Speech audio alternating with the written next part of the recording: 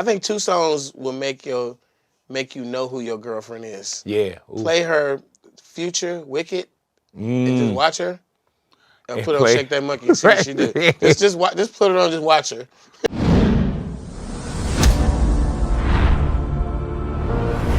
Alrighty now, big boy, we are off air.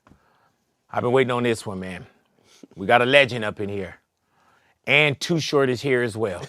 Now, what up, Show? How you feeling, my brother? You always got it, man. You always got it. Man, come on now, man. First off, I gotta say, bro, thank you for sitting down with me, man. Yes, sir. You know what's crazy about this, bro, is sitting down with you, right? And we've sat down many a times. A lot of conversations. But it's crazy because I was always a fan first. You know what I'm saying? I mean, to the point where I always enjoyed music. Yeah. I always like collected shit. And now with streaming, you can just grab things. But it used to be this, you had to hunt. A little more special. And, Yeah. And then you also were able to possess it. Yes. So this is mine. This is my cassette, Yeah. my CD, my album. I loved holding it, man. Yeah. And the reason why I bring that up is because before I even knew what you looked like, I knew what you sound like. That's right. You know, and the Bay Area for me, bro, you know, I'm in LA. I had never went anywhere. So the Bay Area, anything sound far. But I knew that you were, you know, I knew you were here, but it sound far. But and me and 40, we let you know what we're doing over there. Yeah, know? but man, it was crazy because we owned it. And we used to go out, bro, and just grab your tapes. Mm-hmm. And it would be tapes, man, where, you know, if it was a 60-minute tape, 30 on each side. Yeah, you're talking about the tapes. Yeah, you rapped the whole 30. Handwritten titles. Yeah, bro. Yeah, and that was the quest for it, man. And it's crazy that we fast forward here. Many, as 40 would say, many moons. Many. You know what I'm saying? But you knew me as I was on to you as a young mustache, as 40 would say. But it's crazy, man, because how life got me to where I'm sitting down with you. And to me, bro, you always been a legend to me. Even before we was using the word legend. Appreciate that. Because you opened us up to so much game and you were speaking the way we were speaking. We just never heard nobody put it the way that you was getting down with it. You know, we had, you know, early on I had Ice-T with the Iceberg Slim. The pimping game was there. Too Short's a little more simplistic and it's a lot easier to digest than most MCs. Yeah. I don't put a whole lot of MCing in the MC. Right. Just a whole lot of spitting game. But you know that. Yeah. You know what I'm saying? And you would even say, hey, I'm not the best rapper. You know what I'm saying? I'm not gonna sit down and write it out and be I felt intricate. like I could be if that's the avenue I wanted to go. Right. I could give them a run for their money. But I'm like, I come from that time in hip hop where everyone had to be themselves. Yeah, man. And I picked the lane, man. I'm glad I picked the lane I picked. Hey, man, did it feel like being Too Short? Did it feel like that lane or that game fell right into your lap? It happened. It all happened organically. Yeah. I really didn't piece my career together to be a career. Right. I'm just in the moment, like, you know, hip hop, man. Hip hop was presented to us here on the West Coast. I first heard Rapper's Delight in 1979. I started hearing various records after that. Curtis Blow, Yeah, Christmas rapping, Grandmaster Flash, the Furious Five songs like Freedom, the early stuff. Then you get some Spoonie G and some, you know, the Sequence. Yes. All that stuff was coming out, and then we started seeing the images that went along with that. We were introduced to the hip-hop graffiti art. We were introduced to the breakdancer and the art of DJing. And I'm sitting there just a student of all of this early on when the first visions we get on the West Coast, this is hip-hop. I'm like, sign me up, I'm in. Yeah, man. I heard rap for the first time in 79. I was a rapper in 1980. Hey, man, I remember even with Rapper's Delight, I didn't even know what a turntable was. Right. When he said, you know, she heard stories and she heard fables and Vicious on the mic and the turntable. I didn't know what a turntable was. You know, we had them big ass stereos. We had with record the players. Yeah, we had record players. I didn't know a record player was a turntable. Yeah, and so I learned but it was this thing, man, like growing up, and you probably may feel the same way, Short, like when you grew up in your household, right? What was in your household that was being played from in the house? Well, what it was being played on was a really big ass table thing. Yeah. With doors you slide open and the turntable was down in there. You could put your records in there. Yeah. It was Look a at stereo. furniture. It took up it took up half the dining room. Yeah. You know what I And what mean? were y'all playing? What was mom's or family playing? I grew up in a Motown house Same.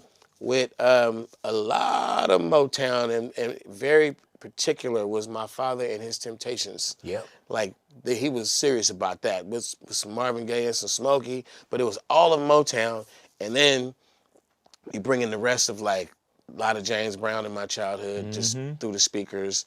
You know, I had an auntie who we used to, fortunately for us, we could sneak and look at her Funkadelic records, Yeah, and man. Parliament records and stuff. And I also grew up in a house where if you got home from school early enough, you probably could listen to a Richard Pryor record with Yeah. no parental supervision. And see, man, and I was the same.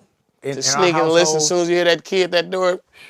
it was the same with Motown. Of course, all the Motown sound. You know, Commodores, Aretha early on. Franklin. Yeah, early All on. that, yeah. But then when it came to hip hop, when you say Rappers Delight, Sequence, when you say those things, that was ours. Like you enjoyed what you had, I loved it.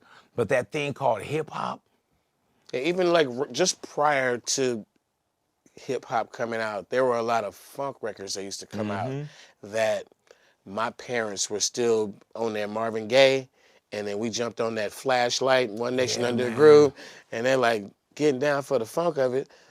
I'm like, no, they're like, did you just say funk? Right, Like, yeah. I'm saying funk, mama.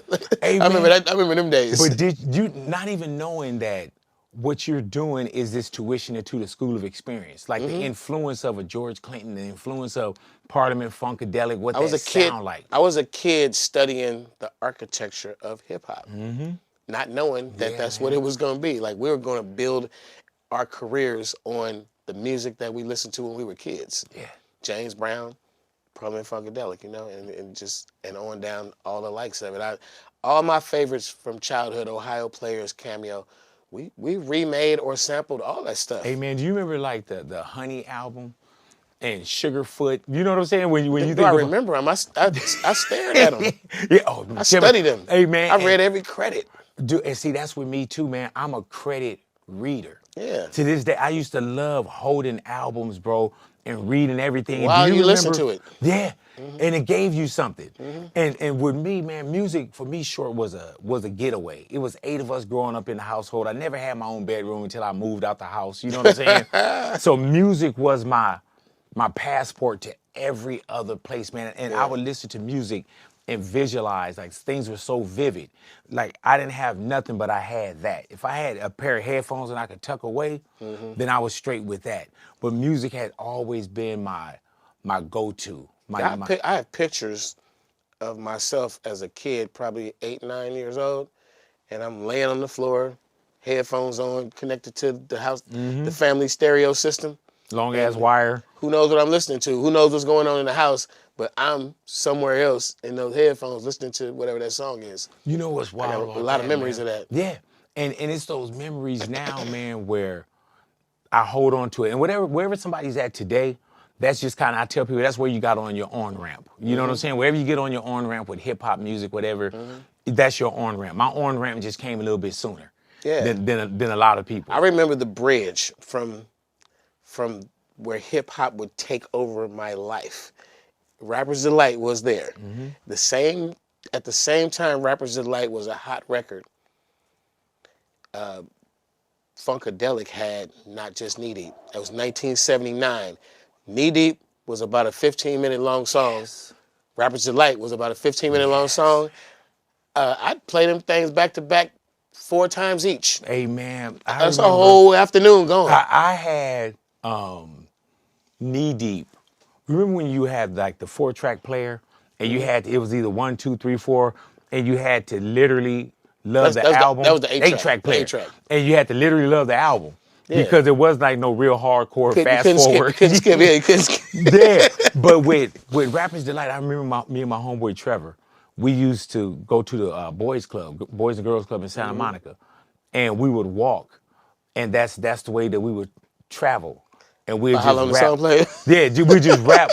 we would rap Rappers That would Delight. make time fly, man, if you had a long walk. But it made this thing, man. I didn't know what it was, but I knew that I fell in love with it as soon as I heard it, bro. You know what else you knew? As kids, as young adults, that was ours. Yeah, that's what I was saying. Immediately, that was ours. Yeah, yeah. The parents didn't want to share it. They didn't want to hear it. That was Yep. What ours. is this? And that's what I was saying. Like growing up in your household, you had that great music that was introduced to your family by your family. But like I said, hip hop, that was ours, bro. The first record I ever rapped to was because I wanted to try it. I wanted to just try rapping. I was like, I can do this. And I found a sort of a jazz record. It had 4 songs on it, 2 on side A, 2 on side B. 3 of them had like it was like jazz, and it would be like barely any singing, but it was like a jazz version of fucking Brick House or something. Right. And one of them was this funky little beat that had no lyrics, and that's what I rapped to. I could not tell you. My mom's had the record. I got one of those mothers too who at one day just woke up and sold all the records.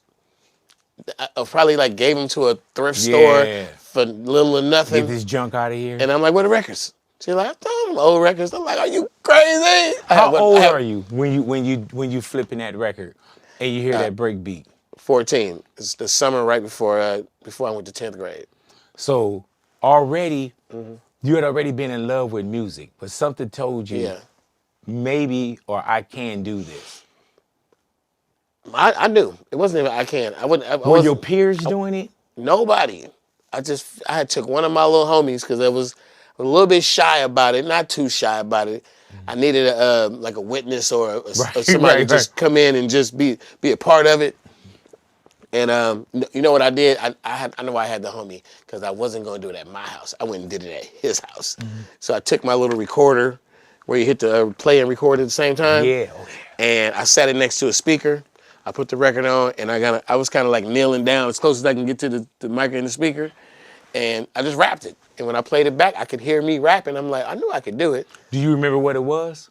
No, I don't. I laugh at those rappers who remember the first rhyme because I'm like, it wasn't that serious with me.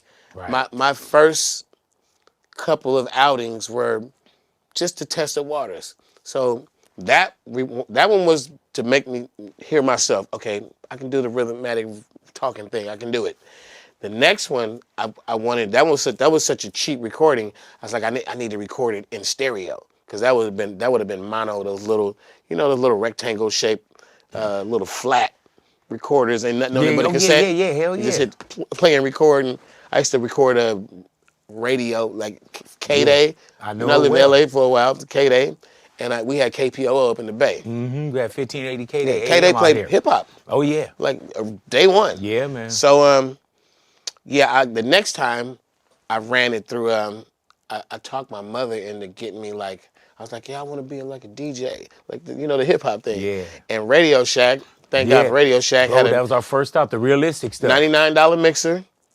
Had a little effects machine for like $29, $39, and a microphone was like $19. And I talked my way into that for a Christmas gift for a birthday or something. I got it. And from there, you parlay somewhere, you're like, okay, I got to go find a turntable.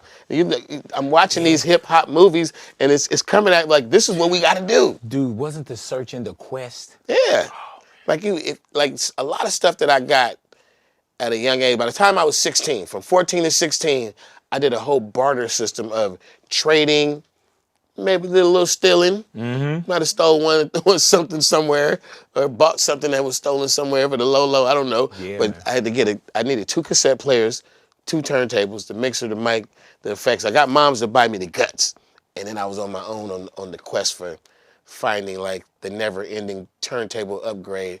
I wish I had a picture of my first setup. It was so Mitch Mac and so janky. Bro. And I made it sound so good when the recording that I would get on the cassette sounded so good. Dude, for one, I had 1 turntable. When I got 2, they didn't match. Exactly. My turntable was belt driven, so even if you try to bring it back. Mine didn't have the speed at first. Yeah, mine would be like, you bring it back and then it goes, take off. Yeah. But that was what I loved about it too, man. I loved the building. I remember my first coffin. Man, that thing was so heavy. that you couldn't even care. I built it myself in we, the backyard. we, This is years gone by. we didn't have that. This is years I'm talking about. We was This, just throwing this, shit on the back seat. this is years gone by. But when you go and you on this quest from 14 to 16, had you already found what your voice was going to be? I was mimicking the hip hop voice. Wanna rap like that? Yeah. Yo. I was putting a little bit of that in it. And Were you too short? I was too short from day one. My too short thing happened when I got to 10th grade, and they nicknamed me Short. And I hated it. They would call me Short. It was kind of like making fun of me. Right. Were you short? I was shorter than a dude who went to our school whose name was Shorty. Oh, shit. So they was like, we can't figure out a name for this little motherfucker.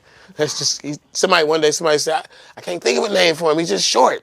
And then they fucking just ran with the joke. And you didn't find like a power in that? At first it was like, man. No, I had to go see, I went to the movies one day and saw Penitentiary when it first came out. Same year, 1980. Yeah, man. You know, and With Too Sweet. Too Half Sweet. Dead, Do Dirty. Too Sweet was whooping everybody's ass, and he was getting all the pussy. Yeah. So I'm like, And they called him Too Sweet. so I left out that motherfucking movie theater, and I went to where you go get the little iron-on patches on your shit, and I said, make me a hat that says, Sir Too Short. Sir.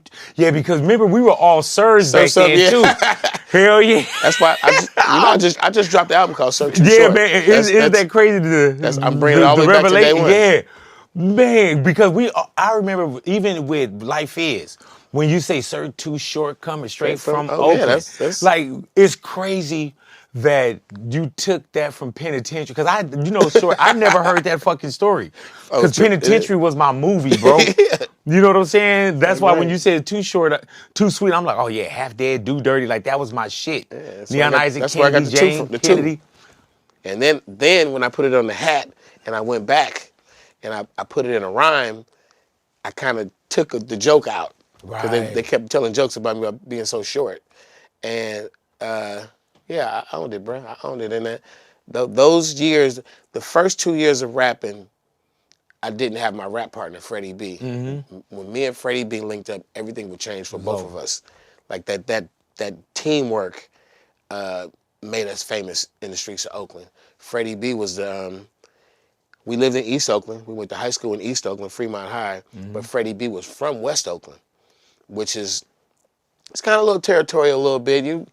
You gotta be invited for an East Oakland dude to come to West Oakland. If you're not, either y'all playing sports against each other at school, or y'all fighting. Like, it wasn't no getting along with the East and the West unless you with your cousin or your homeboy. So Freddie B, not only was he from Campbell Village in West Oakland, he had also did a stint or two in the juvenile system, and he knew a lot of dudes from East Oakland. He knew a lot of dudes from North and West Oakland. Like, he knew a lot of people who were people you might want to like to know growing up in a city like Oakland. So from day one, when we linked up and started doing our tapes together. How did y'all link? Rap battle. Yeah, our homeboys trying to make us battle. He got transferred to our school, or he transferred to our school, and the day he got there was like, I don't know, somebody, like a group of people came up to me like, yeah, man, you ain't the only rapper now, man. My other homeboy, he rap, he go here now, and he better than you. So then I got the homie standing by me, like, yeah, whatever, man. Because, it was the hip hop spirit. Yeah, we had already got yeah. a taste of what it looks like coming from New York. There's a dance battle, there's a rap battle, we saw what it looked like, so now they trying to create one. They like, yeah, we're gonna battle at lunchtime. I'm not even in the conversation. So, come on, go to lunch. I'm a rapper. I'm invested in this. I got rhymes ready to go. Whatever. Right. You in high school? Yeah. We at the high school. It's lunchtime. 12th, 10th, 11th? I'm probably like 11th grade. Okay, go ahead. And the whole thing is, when you see a microphone and a DJ, I'm like, let me see the mic, man. Let me get the mic. Why would I give you the mic, bro? I'm gonna rock the crowd. Put on an instrumental. Just watch what I do. This is my wrestle with DJs. Give me the mic. Now give me the mic. I'm gonna rock the crowd. So there's no fear of rocking the crowd. So now we got this battle. You rap, I rap, he rap, I rap, he rap, I rap, everybody oohing and ah, we kicking it. And this is a time where there's nobody else that can rap. Right. There's nobody at the school up the street. Nobody can rap. It's just these two, we're the rappers. And they have been putting money up we in high school. They probably was betting $5, $2, $10. I don't know, dollar bet. And we finished rapping. Now they arguing on who won and who gets paid. And me and him start talking. He's like, Freddie B was like, hey man, you should come by my house, man. We'll do some music together. I was like, all right. Now these 2 years, I've already stacked up. I got a little mini mad scientist lab over at my house. And I know how to make cassette tapes that sound really good. I got all this stuff. I can make it sound good. He took me over there. He had some little rinky-dig rig. I don't even know if anybody remember this. It's a one piece. It's got AM, FM. Oh, yeah. It's got a cassette you can record. It's got a turntable, 2 speakers. It's just one unit. Like the stereo cabinet. Yeah. Yeah. And glass. and he's got a left-right input. It says left-right. When you're recording, you can go left or right. But when you plug in the mic, which is equivalent to, it's probably like a 1/8 jack, like your headphone jack right now. When you plug in the mic, it goes left only, and then the music goes right only. Yeah. So if you plug the mic in the right, it goes right only, and the music goes left only. You don't have an option of being in stereo, but you can record yourself. And it was rappers back in the day doing that with the little playback, the voice on this side, the music on that side. That's all they had to work with. Buffalo Gals? They recorded that like that, seemed like on purpose. But Buffalo Gals was that. Yeah, so even some old stereo recordings of R&B songs were recorded like that. The drummer might be on the left by itself and something else over here. Sly and the Family Stone got some songs like that. So he plug in, we rap. He didn't have that touch that I had. It's kind of fuzzy a little bit, a little distorted. Vocals on this side, music on that side. I said, bro, let's go by my house. And we go to my house and we record, and I play it back for him. He ain't never heard this shit like this. I got the little effects machine where your voice, yo. I'm like, I get him down there. He's like, we make a tape, and it sounds so good to him. He goes, man, we could sell this. And I'm like, sell it where? He's like, let's go. We go over to where some drug dealers were, and they had a little fancy car. They in motion at the moment, taking turns selling dope. And he walked up, and they knew him. There's like his rap name was Freddie B, but his real name is Anthony Adams, and a lot of people in the streets call him AA. So I learned early on, if people called him Freddie B, they knew the rapper, but if they called him AA, they knew him. So we walk up, they like, hey, what's up, man? Something. So he talking to these dudes he knew, and he's like, man, we're just trying to sell this tape. And the first thing they used to always say was, like a tape? What? Like it's rap, man. Well, why would I buy you a tape? Just listen to it. Listen to it. Freddie B was a good salesman. He knew people. He was, he kind of, I would never have been that guy that would have walked up to them and said, man, buy this tape. And then they said, why? And I got the, the quick, to get back and how to do it and then play it. So that was the teamwork. I knew how to make it sound good. He knew everybody. So, and I had just moved from LA probably a year or two before that. So, it played it. We just sitting there jamming, listening to it. And one dude slid into the passenger seat, driver's seat, something, hit that eject in the car, grabbed the tape and said, I buy it, how much y'all want? Fred was like $5. We only had one tape. So somebody else was like, man, I want one too. He's like, bro, that's the only one we had, but we'll be back tomorrow. And we came back tomorrow with a bunch of, we go buy the tapes at Radio Shack, had the realistic on them. It said you get 3 cassettes for $1.99. They were 30-minute cassettes. He said, you remember the 15 on each side.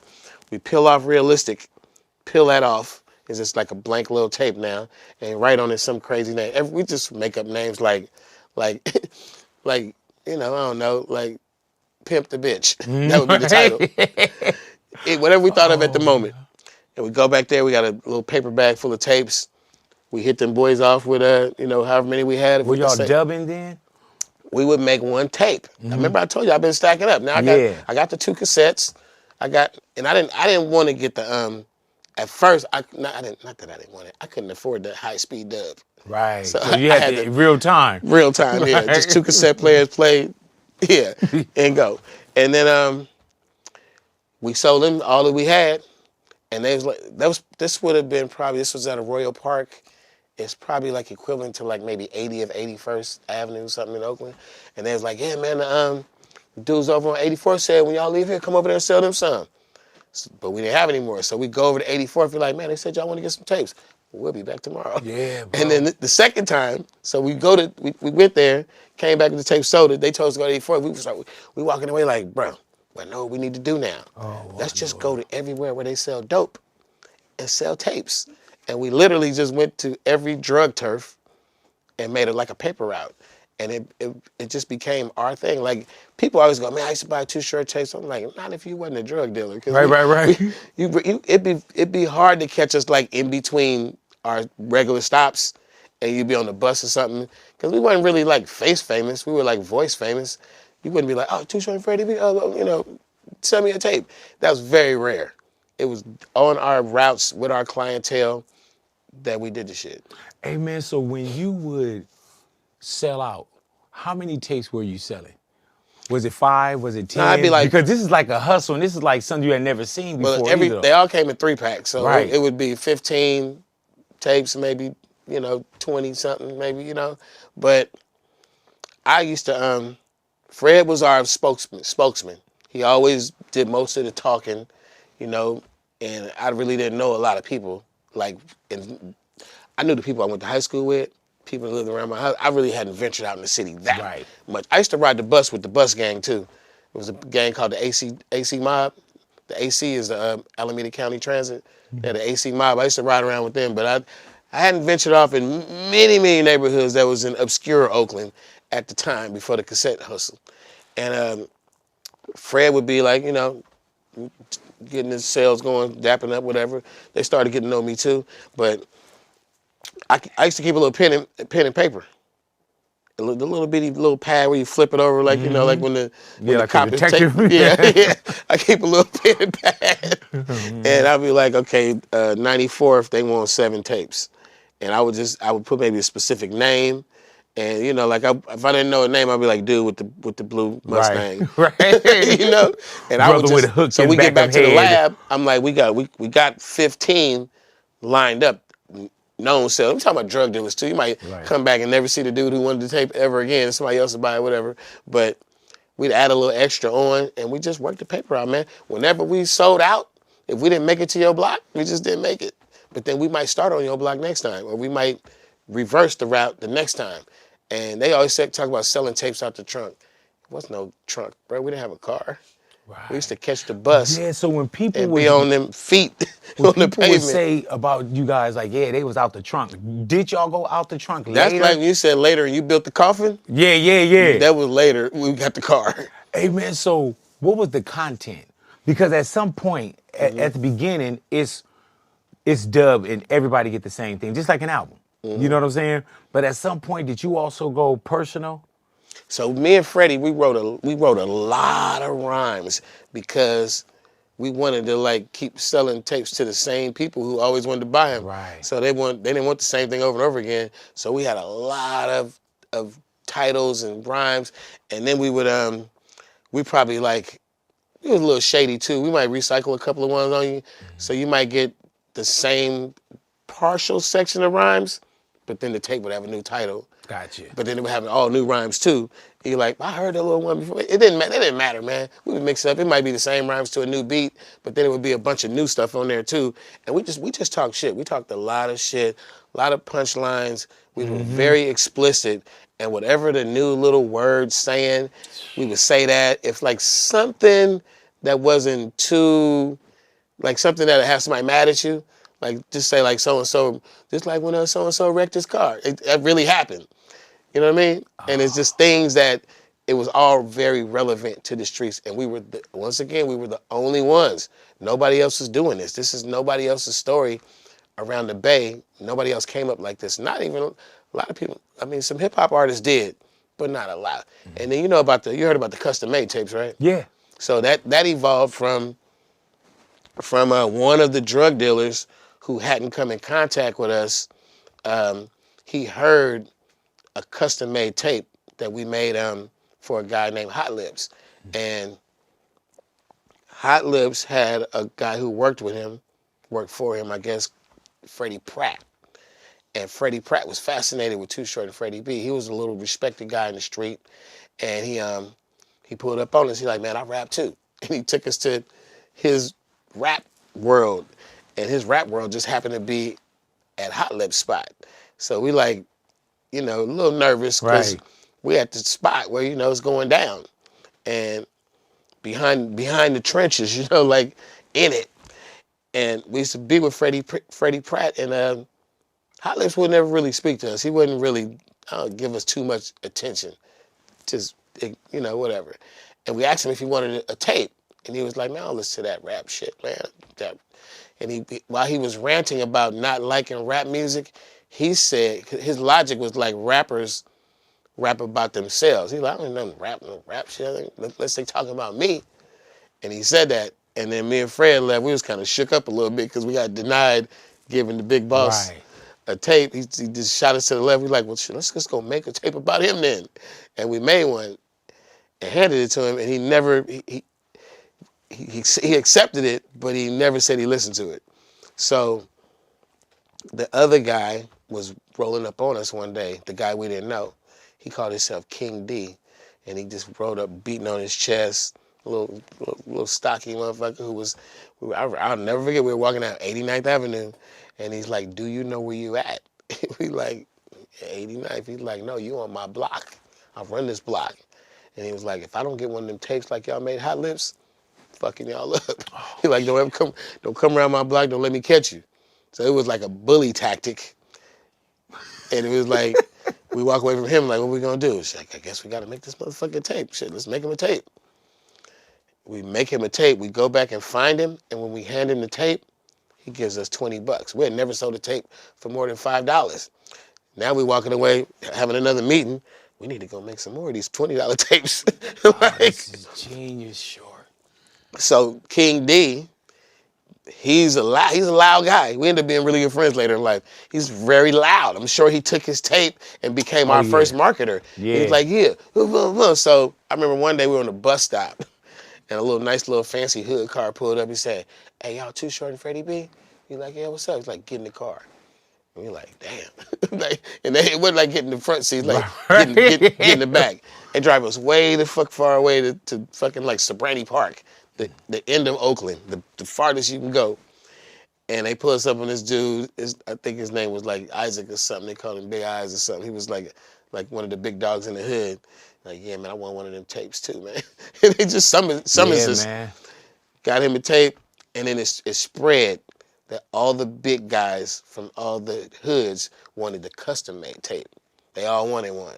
And that's when everything changed, because now we got the tape hustle, but all the kingpins are like, I like them little dudes, There's a dude named Yogi who used to, I went to school with a lot of his little homies. He's a little older than us. And he was like, y'all get in the car ride with me. And Yogi rode us around to multiple neighborhoods. And he was like, hey, y'all, this Too Short is Freddie B. They're going to be coming around selling their tapes, man. Don't nobody fuck with them. You fuck with them, I'm taking up for them. And he rode us around and sponsored us in a bunch of hoods. And he was known as like a cat who could make shit happen. And he just rode us around and like gave us the blessing of, anybody fuck with Too Short and Freddie B, I'm going to come over here and fuck with y'all. So all this little shit helped. It just helped. And I didn't have to fight my way through Oakland. I didn't have to really figure out, do I got to stand outside of the grocery store and sell tapes or something? Yeah. It just all happened. I think the way me and Freddie B met, the life he had lived, the life I had lived, came together. It just, all this shit just was so fucking organic to making my career And start off when it started. is this the Freddie B and the Short that we hear? Like, I'm talking about bitches. We got songs. Like he stayed on his path of getting in trouble for a while. And to his testament right now, Freddie B is a deacon, like preacher somewhere at a church in Sacramento. I follow him on Instagram. His shit is 1,000% positive. He has changed his life a long time ago, like many years ago. But we hearing bitch and this and you know what I'm saying? Like, it's raw. He stand up on it every now and then, but he stand up on it. But I'm talking about then. Yeah. But you selling everybody. Yeah. This is like raw we talking shit. About before crack cocaine came out and it was freebasing. Yeah. We on there talking about whatever was the fuck out at the time.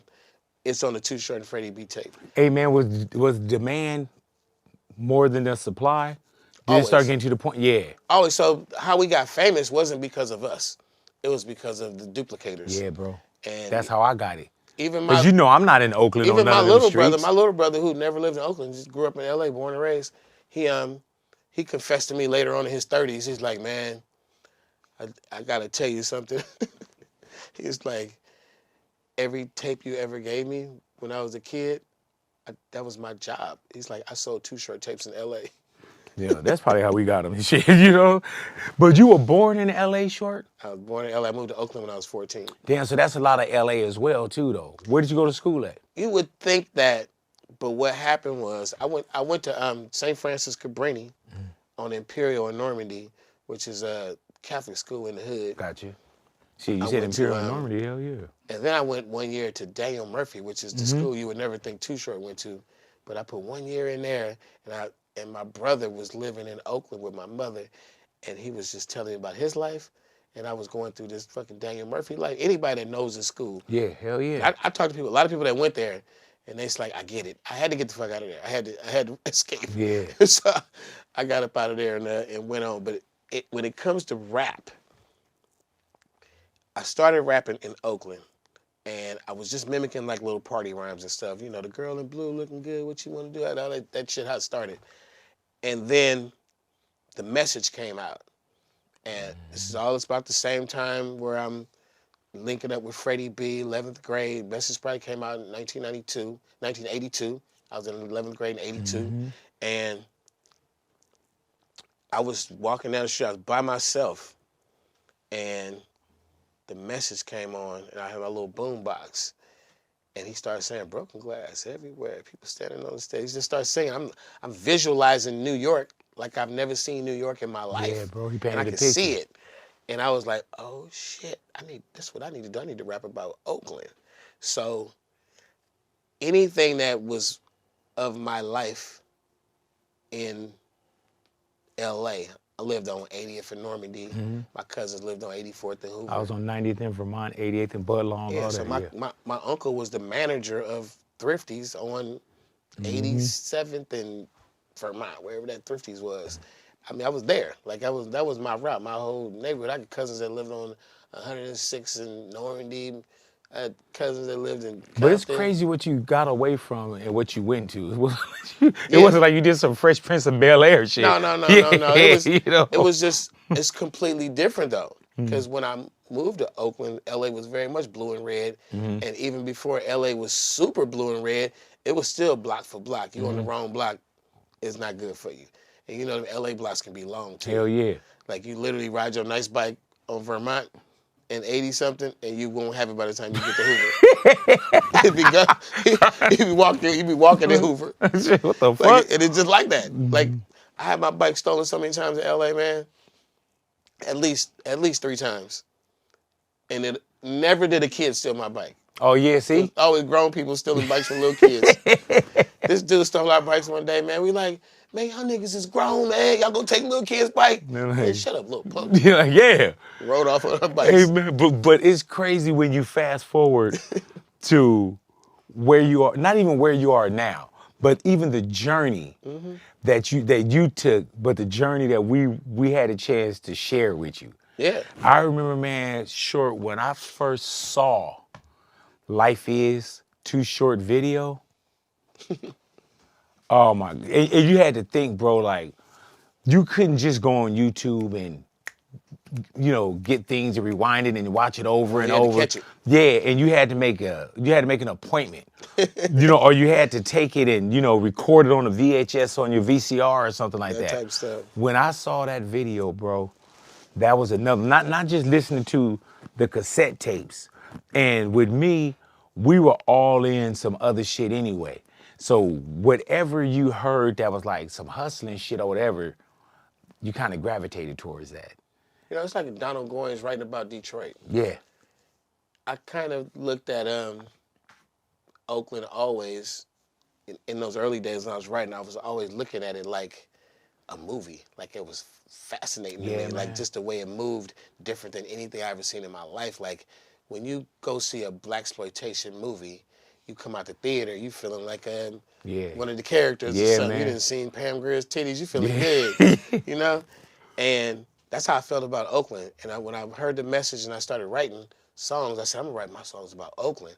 I was writing it from like a writer who's looking at something that is just all inspiring and you just want to describe it to the Right. detail. So when you hear a song like Life is Too Short and you look at the video, everything I'm doing is like I'm just loving Oakland. You know what I mean? And I think that if you're somewhere born and raised and you kind of love it, you still kind of take it for granted a little bit. Like Right. you may love LA as a songwriter in a way that it's a prideful thing. But as a person who moved to LA and would write songs about LA on the beach, they would write it as like a fan of LA. Yeah. And I wrote songs like I was a fan of Oakland. I But would give you very detailed stuff.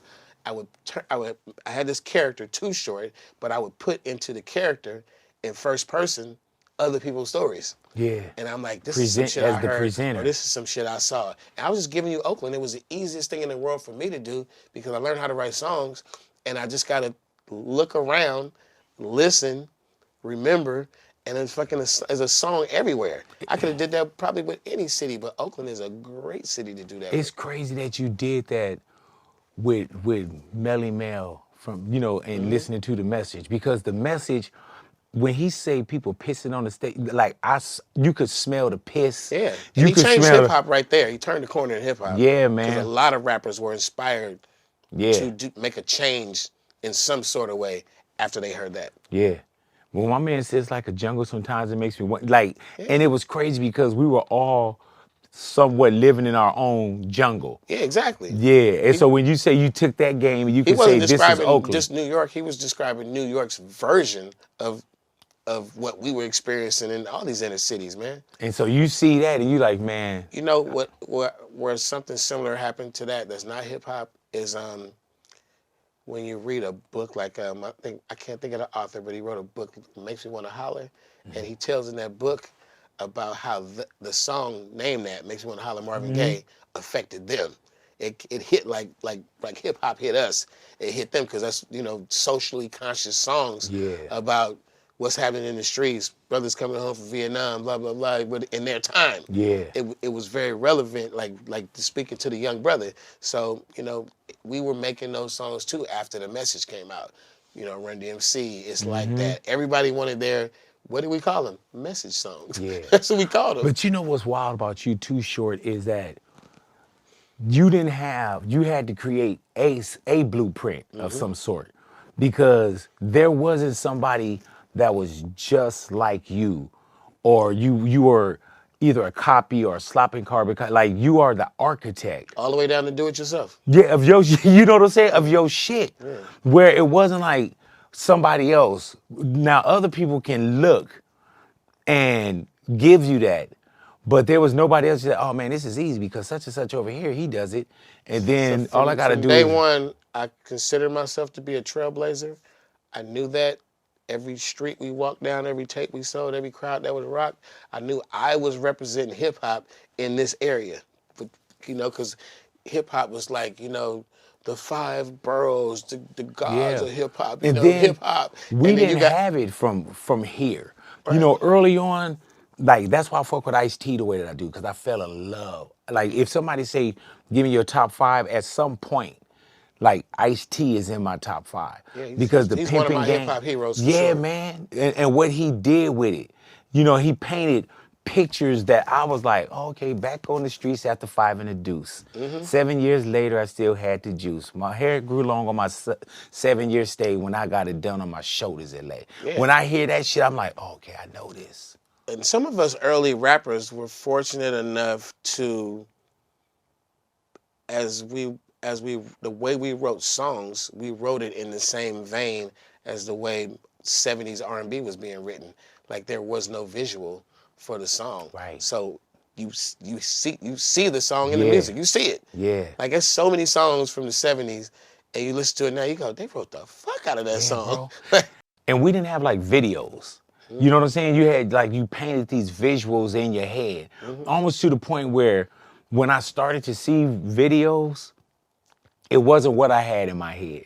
I love the visuals of it, but I could take myself anywhere from the way, and I still listen to music like that now, Short, where I picture the music a different way, and it's the way that I enjoy the music. You know, For sure. hey man. So when do you know? Because at some point, and even back to Life Is, right? Life is probably what 20, 30 years, 30 something years. 1989. Jesus Christ. So even when you say 1989, like Life Is Too Short, you're almost rapping about your past. But there was still so much in the I was re- between the yeah, windshield, because when you I say was reminiscing. I remember how it all began, like back in the day. yeah, And that's 89. that's what I'm saying. I remember how it all began, and I'm like, damn, I used to say dirty raps to my East Side friends. That was like, yeah, you reminiscing, and you looking in the rearview mirror, not imagining What's what the ahead? windshield. You know what I'm saying? What Yeah, the man. windshield looked like. And you know what I trip off of short is, like, you can get on a song and we know what's going down with you, but you've never really beat your chest the way like others would about, man, I was the first. And maybe because as 40 would say, you're veteran and relevant at the same time. So you don't have, but a lot of people like to give us history lessons, and which is fine. But you didn't give us, like, even sitting here talking with you, I knew the tapes, I knew this, I knew that, but I didn't know. You notice a little bit, but you don't know the real feet to the concrete type of shit. I think that by not screaming it out loud constantly makes it more valuable. I think that it will be discovered when it needs to be discovered. And I think that the list of what I'm accomplishing is still being Yeah. added to. So I'm not going to have any kind of finality in my voice about, you know what I did? Right. Because it's past tense. And I'm more like, until I'm not doing it, I'm still going to keep yelling out, you know what I'm doing? Yeah. You see what I'm doing? Why do you think it's last this long? New album, Sir Too Short, Volume 1. Why do you think it lasts? Because you got to think, man, and no disrespect to anyone, because everybody have a time to shine.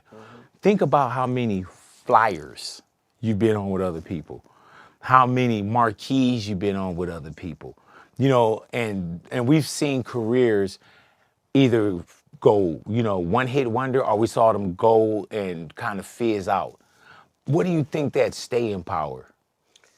Part of it is pure work ethic from day one. Yeah, you were here before me. I asked you for an Day interview. one, Yeah. I do more of what we do, what they do, with the people who do exactly what I do more of it than them. I did it before them. I do it faster than them. When I was at the height of my career, I put out an album every year. Yeah, I man. probably put out 17 albums in 15 years. I don't know, like people pace their albums out every 2-3 years. What do you mean by the height of my career? When it was, when I strung 10 platinum and gold albums in a row, that would be the height. That would definitely be the height. There's an Apex, probably on album number 10, Getting It.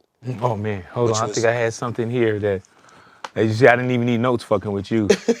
You know what I'm saying? Getting It would have been like, I did 6 platinum albums in a row, a couple of gold albums before Oh those. my God. And then about 4 more Too gold Short, albums. 1989. Short Dogs in the House, 1990. Shorty the Pimp, 1992. Get In Where You Fit In, 1993. Cocktail, 1995. Getting It, 1996. And it goes on and on. Yeah, so what I'm saying is I do more of what we do, my peers. I do more of it at a faster pace, and I get out and move around. Like a lot of people who would get to the status of where I got to, they would put a wall up, Yeah, which could be man. it could be an entourage, it could be a security team, it could be a gated community, it could be, family, and you just kind of like you're a private person, whatever. I'm out there. Yeah. I stayed out there the whole fucking time. I've probably, been to more parties than any other rapper, period. Yeah. You know what I'm saying? If you want to just add in stats, like I bet you ain't been. Hey man, you probably don't remember this, man, but you know I used to bodyguard the Far Side. Yeah, I remember when you first came in the game in Yeah. radio, and then I remember you telling me that. Yeah, we were in Atlanta with This you. before radio. Yeah, Yeah. we were in Atlanta with you, right? And you were shooting pool. Pretty good at that. You were very good at that. Yeah, because you took all their money. You know what I'm saying? But getting back to when you say like almost like the out hustle. Yeah. But it's you doing what you do. It's not about, man, for me to win, you losing. It was just this the way you get down. But also, there's collaborations. But it wasn't like you was part of a group. So if there was a song, you had to rap all 3 verses. You know what I'm saying? Like, Yeah. so that's even more rhymes. That- That's what I'm saying. Like I did more of it than most of them, and I just think that just being active, man. George Foreman, I don't know, like who stays active for a long time are the people who stay in shape. So I feel like I've always stayed in hip hop shape. I've always been in stage shape. I don't Right. need a hype man to back me up because I'm gonna run out of breath. I right. got this. I got it. Just give me a microphone, a beat, and a crowd, and we cool. I don't even need stage props. I don't need anything. I don't need you to put the vocals on the beat so I can rap on top of the vocals. I just give me the instrumental, and we got this. Now my voice is gonna sound like my voice. Yeah, man. And I think that I stand up on some principles that a lot of people can't, even if they wanted to. They can't move around like that. They can't get off stage and go deep in the hood and gamble Yeah, man. large amounts of cash with people you just met who really probably would fuck you up if they wanted to, but instead they fucking love you. Like I love venturing out off the path and meeting the people. The shit when the shit comes back around, it may be 10, 15 years later and they be like, Short, what's up? Somebody I don't even fucking know. Like, man, I still want my money back from that night in St. Louis. Right. I'm like, what? He's like, you took my money shooting pool. But you know what, But bro? also the people that's happy they beat me. Yeah, you've been an ambassador to so many areas and spots and styles, and you never got caught up in none of the even the hip hop shit that was going down. You know what I'm saying? It was one thing where it's like, oh, because we've been through a lot with this genre, and you've always been able to be too short. You know what I'm saying? Very, very diplomatic with my affairs. Yeah. And if I had things like a hip hop beef, if hip hop beef arises, I don't lash out and go, let's go to war or nothing. We really just round up and we'll go to where you at. And we're like, what's the problem? Right. like what is the problem? Like, I don't choose to battle you in rap, so is there a problem? Like, let's we figure out the problem. And if the problem is like, I just want to fuck you up, then it's Right. just a fight. There it But is. if it's not, then we don't get to the root of it and be like, most of the times, the way we come at people, we end up being homies because I subscribe to that philosophy of, I grew up as a little guy. I had an older brother save me from a lot of shit I would have had to go through. But I still had to go through some shit. And from my cousins, parents, everybody's like, I was scary. I was little, I was scary. And at some point you gotta like not giving somebody your lunch money. I had a big brother. They're like, man, give me your money. I'm like, in my pocket. My brother, I have to give him shit. Like, bro, they Right. bigger than us. Well, then they just gotta beat us up. So you learn in life to fight those fights. And I just think that I lost that fear of people. I lost it. Like living in LA and living in Oakland. I just lost that fear of strangers. Like, what could happen? What's the fucking worst could happen? How big were you, not are you, early on, how big were you in Oakland? My name, Too Short, was a household name, and I had multiple disagreements with people that, dude, you're not Too Short. Too Short looks like this. Too Short is Right. this tall. Too Short is light skinned with long hair.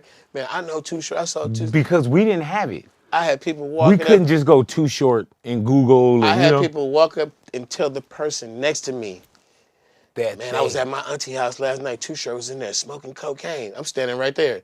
And then the person next to me goes, well, you saw him? Like, yeah, I saw him. What did he look like? It just fucking with him. And they describe somebody, and it's just like, that's how it was. I'd be on the bus stop. Here's the bench. There's the red light. There's the car stop. boom, boom, boom, Playing your bumping. shit. Short dog, nigga look right over at me, look right back away. So basically, Too Short was bigger than me. Hey man, did you want to be famous when people were listening to early on? When people were listening to, did you want to say that's me? I wanted to be Beat Street. I wanted to be breaking. I wanted Right. to be Wild Style. I wanted to be that shit, man. I wanted to rock the crowd and the ladies and all the shit.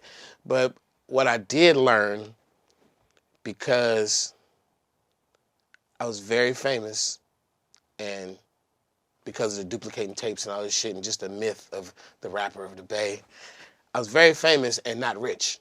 Right. And in 1987, in 1985, I was a part of an independent label, 75 Girls, where I learned how that label ran. In 1987, we started our own label, and we ran it just like 75 Girls, and we made a lot of fucking money. So when the money started coming in, I was just so like, okay, so the money comes in 87, but I've been famous since fucking 82.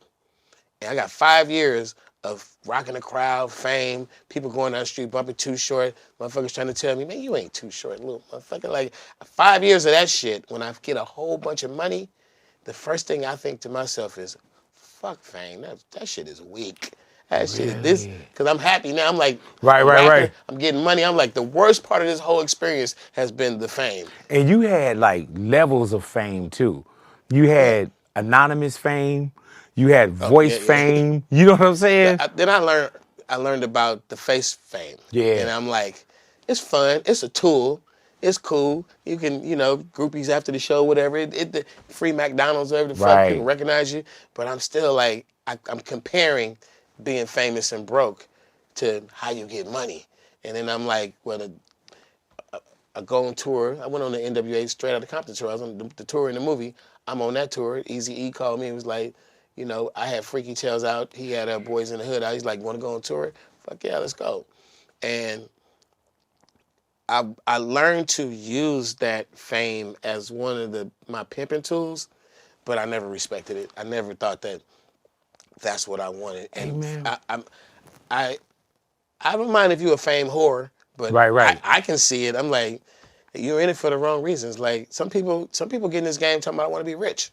That could be the right reason. Did you know what you wanted to be early on? I wanted to rock the crowd. Yeah, see, it wasn't about other things at first, man. It's I wanted to rock the crowd, and like maybe if you want to put some sprinkles on it, like play my song on the radio, it's cool. That's cool. But I wasn't. How much of a gift is something like Freaky Tales though, early on? I'm talking about females. You ain't got to talk, if they know who you are, because we had Freaky Tales that to this day, no matter what your catalog look like, every hit, platinum, everything, there's so many people that still go back to, like, you can't get away from Freaky Tales. Well, that's the songs that you make when you're in your element, but you're still like not successful. Those are the pure songs. Those are, Eric B. and Rakim's first album, Public Enemy's first album. You listening and you like, that's all Public Enemy. Yeah. But that's the broke Public Enemy. I like what y'all was doing with Public Enemy. And you can hear the struggle. What's that? My 98 Oldsmobile. Yeah, man. I listened to that album and I'm like, that's my favorite Public Enemy my album. 98, yeah. That's not their biggest records. But that's Right. my favorite version of them. A lot of people's favorite version of Too Short is Born to Mac. That's the part where I'm finally leaving the broke struggle behind, and it's all player. This ushers in, you really are a player. You really are. Listen to that title though, bro. Born to Mac. How genius when we listen to that now. And we could say, the Mac and, things like we grew up on some of that stuff. But when you say back then, Born to Mac. I was born to be a pimp. That was when I Born to Mac. There's a visual you can get of what that looks like. You go watch Rudy Ray Moore, Dolomite. Yeah. Go watch Petey Wheatstraw. Yeah. And watch when he's born. Yeah. That is the visual of Born to Mac. Born to Mac. Can you think of that scene? Yes. When he comes out slapping the doctor and all that shit. But how genius does that sound? Did you know then that did that strike you when you said Born to Mac? The word Mac is very important to the Oakland streets, the pimp culture, as well as away from the pimp culture. It's a very important word because they shot a movie in Oakland that's a cult classic, and it's called The Mac. And in that movie, The Mac, there are a lot of real pimps in that movie, local pimps. There's a lot of kids in there that grew up just Oakland folk. They were the extras. A lot of people were really proud of that movie. And I heard it has some friction with the Panthers and stuff at the time it was being shot because of the subject matter. Right. But in the end, it's one of the very few movies that have Oakland as a backdrop. And the city was very proud of it during the 80s. It was shot in the 70s, and it had already been a cult classic by the 80s, The Mac. It was like, it is considered to be the quintessential blaxploitation pimp movie. That is the one. And it's just because it dropped so many gems. If you watch The Mac right now, for the first time, you will say, Oh my God. I heard that's on this rap song. Yeah, bro. That's on that rap song. Yep. So-and-so said that. They quoted the whole movie. Yeah, man. In hip-hop. And as being an Oakland resident, you're just proud of that movie. Like, that's us. So everybody, like, The Mac is so serious. I can't really call it right now. But when I first got to Oakland, it was like little dudes be like 5th grade. And like 4th grade. And like, I'm a pimp. Like, Yeah. nigga, you ain't no pimp. Like, nigga, when I get to school, the girls give me all their milks and their pizza. Yeah. it was just a spirit. How close were you to the game, Short? You know when you say Born to Mac, the pimp game, shit just it falls into your lap. Had you ever been hands-on in the pimp game? Well, I would not pimp any hoes. Right. With my career. That'd be like a Right. self-confession, like human trafficking. Like, Right, yeah. Oh, yeah. It wouldn't be I very shouldn't even ask logical. no shit like that. Yeah, it wouldn't be logical. And then hoes don't make as much money as I do, so it would be a risk that I wouldn't be willing to take. But as a youngster, growing up in Oakland, one of our favorite pastimes, I don't know what you would call it back then, but when I think back on it, I just say we used to go watch pimping. Yeah. We used to watch it like it was a show. So pimping and hoeing has its sections where it's prominent, and it goes down in broad daylight all through the night. And you know, when it's like street corner type pimping, pimps will hang around and keep an eye on what's going on. You know, not far away. There's some pimp hangouts. There's some hoe tracks. It's it's action. And it's a whole different life. We would that's serious. That people we would day or night. Like people would look at certain shit and it's like, man, they really would put their eyes down there. Like it's a real thing. Yeah. That people didn't understand. And it's real when you say the Mac. And if people listen to that was like so much was taken from that. Yeah. So much was learned from that. And it's also if you get off the cameras and shit and you just go look at it, it looks like a movie. It's the same stories, it's the same action. And I studied it, bro. I just really, I was fascinated with pimping and hoeing, the pimp and hoe culture before crack cocaine. Because we look back on it for a long time now. We had this image of this crackhead pimp and this crackhead hoe. And before crack, them motherfuckers was like fashion shows. Like it was the cars, the women, the way they looked, the way they dressed, the way they acted. It was like a red carpet was always on the sidewalk. And, you know, it continued, but it sort of got overshadowed by this, hey, I'm a pimp, bitch, like that. I don't know no pimps like that. It's a lot of pimps got high and went down that way. You always get the visual of Antonio Fargas. Yeah.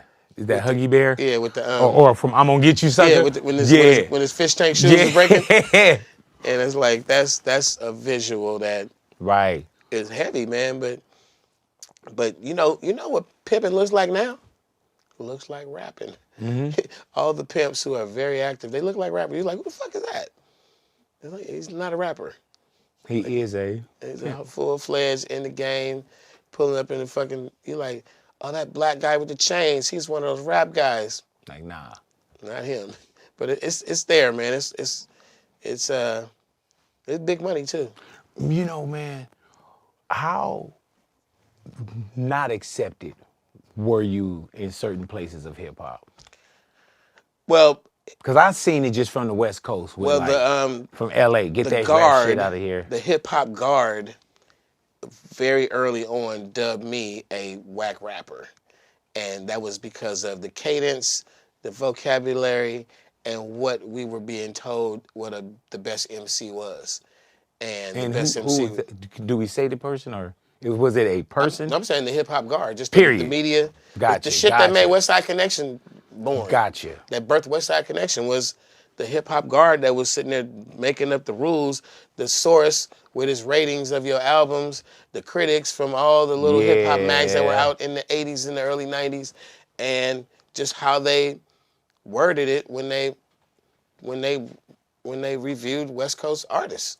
And, you know, they would praise a project like Straight Outta Compton, but then the album I dropped that year, Life Is Too Short, which sold 2 million albums, probably got a review saying mediocre rhymes, mediocre beats, not really, you know, up to par.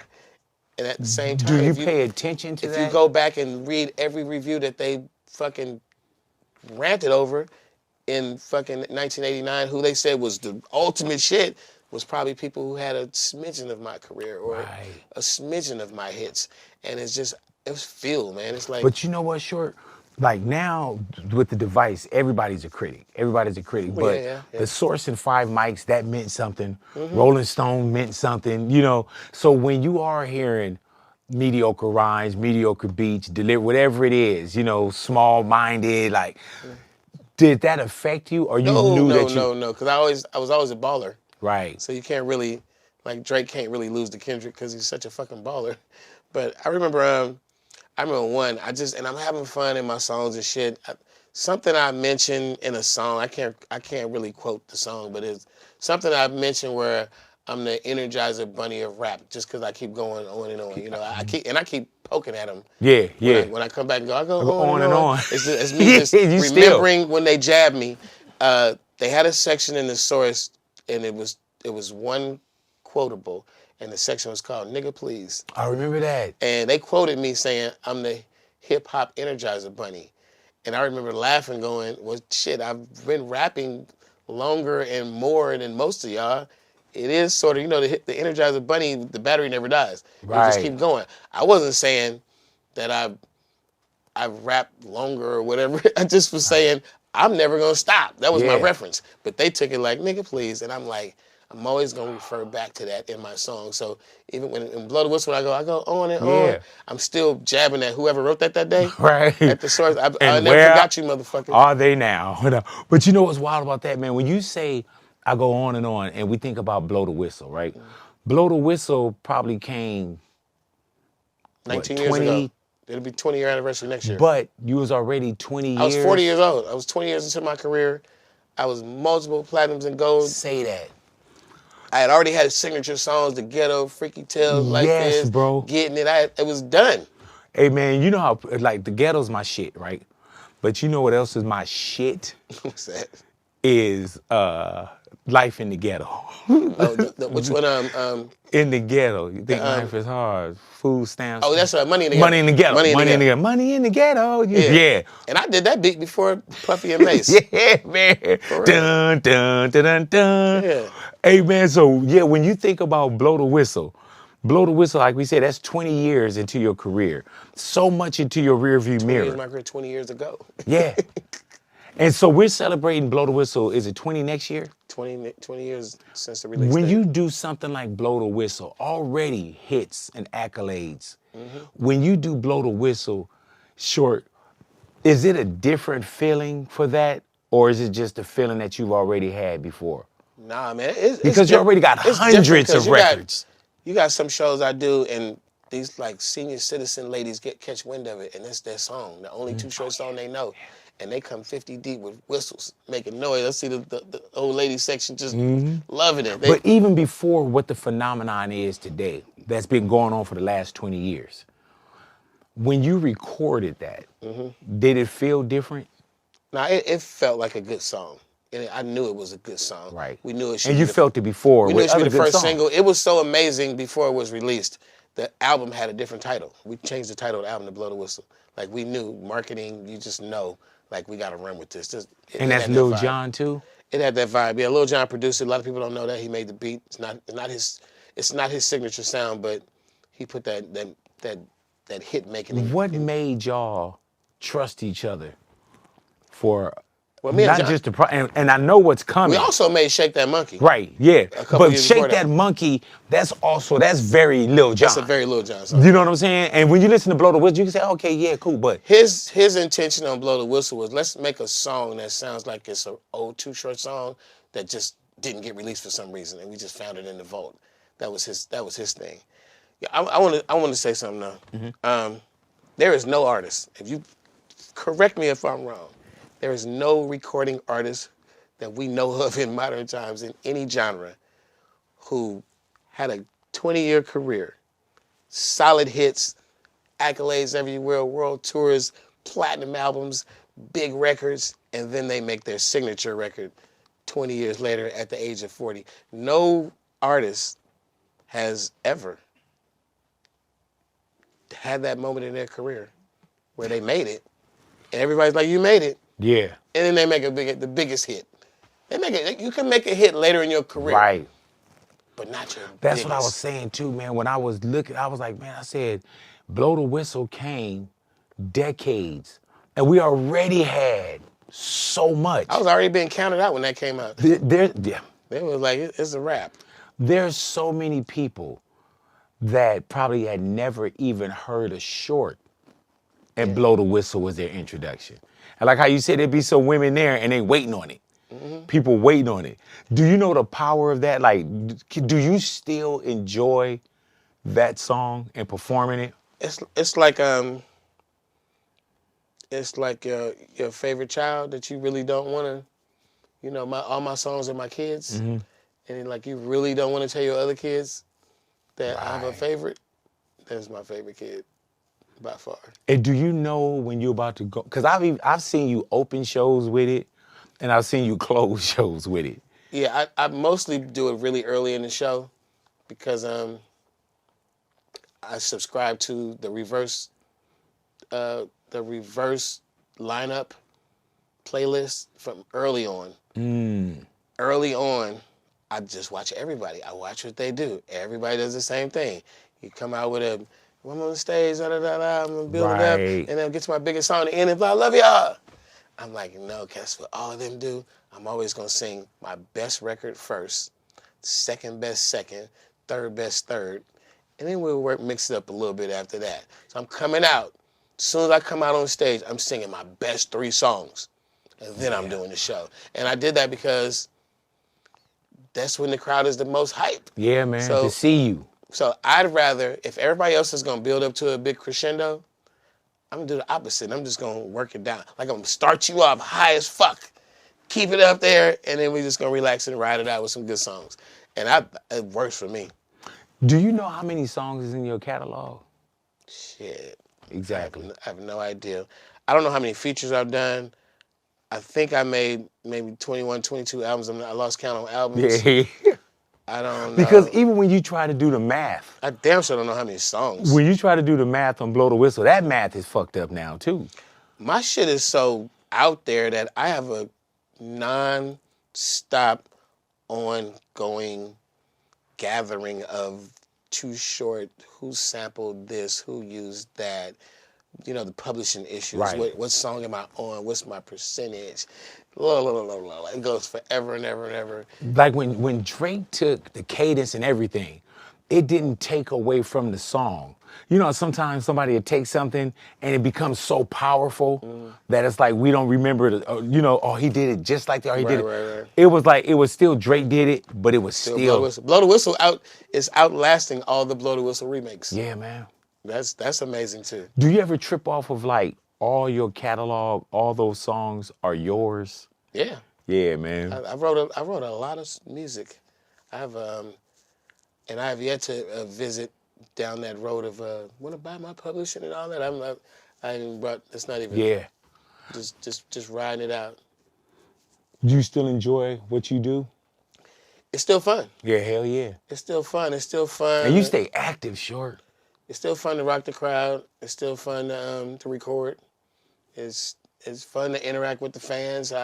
I think that I watch other people go through large, just all kind of tactics and methods Right. of keeping the fans away from them and keeping the, get out my life. I'm just, Yeah, I've seen you everywhere. yeah, I'm just floating, bro. And like you say, you don't have a wall.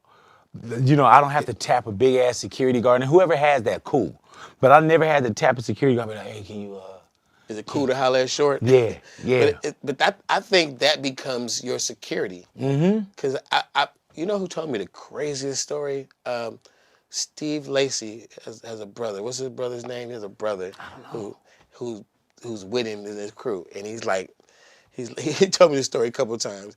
He's like, they were somewhere that I was at, and they hadn't made it big yet. They were doing their thing. They come from the internet, and Tyler Right. created that whole camp. They're like, we were somewhere, and we felt like somebody was disrespecting you, and they felt like this dude. We just watched somebody disrespect Too Short, and they said I was totally oblivious to the whole thing, and they beat the shit out the person. Yeah, but you got to know Steve Lacy too, though. People think that Steve Lacy, which Sean? Yeah. They Yeah, said know the cloth he he said cut me and my from, brother too. whooped his ass because we like, you can't disrespect Too Short, and I suspect that's happened a few times in my Yeah, life, man. unbeknownst to me, somebody who disrespected the OG. Because if I'm somewhere and you disrespect OG. George Clinton, James Brown's still alive, we see you disrespecting James Brown, Yeah, we fucking man. you up. Does it feel like the game is a little goofy, though, now, too, though? It's supposed to. Yeah. It's supposed to. If your kids don't think you goofy and you don't think they goofy, something ain't right. Gotcha. And it's funny that us as adults, we look at them and go, look at these little funny motherfuckers. But that's what our parents in their Yeah. generation said about us. When we came out looking like hip hoppers, they're like, y'all Look look at ridiculous. them. What was all that talking and that? There ain't no future in that. I remember hip hop was a fad, all that shit. Yeah. Hey, Short, did you ever watch the Steve Harvey show when it was one particular, and you probably know where I'm going with this. Maybe you don't. But it was Steve Harvey had his television show on. He was giving like some students, he was Mr. Hightower or something like that. He was giving some of the students advice. And they was like, why would she take it? And he told him, he said, I'm the one who told Too Short to get his tooth fixed. Oh, yeah.